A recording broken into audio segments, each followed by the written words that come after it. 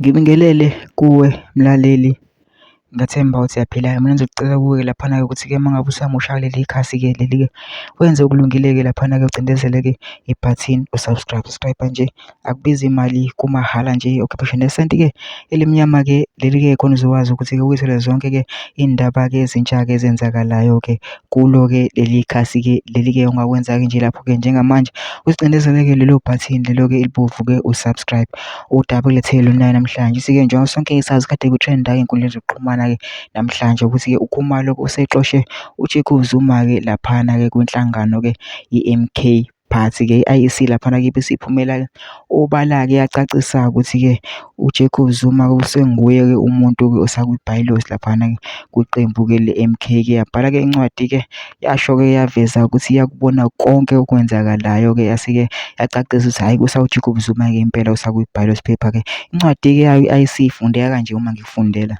Media Statement 7 May 2024. Letter regarding to the removal of Mr. Jacob Zuma from the list of members of the Parliament of MK Party. The Electoral Commission confirms that it has received communication from Mr. Jabulani Khumalo on behalf of the MK Party. The letter has also been circulated extensively on social media platforms. In this letter, Mr. Khumalo demands that the Electoral Commission should remove Mr. Zuma as the face of MK Party and as the president of the MK Party. The Commission reflects its stance that it does not involve itself in internal affairs of political parties. Additionally, the Commission only acts on institution of the registered leader of the party. In the present case, Mr. Jacob Zuma is the registered leader of MK Party. This has been so since 10 April 2024 ends.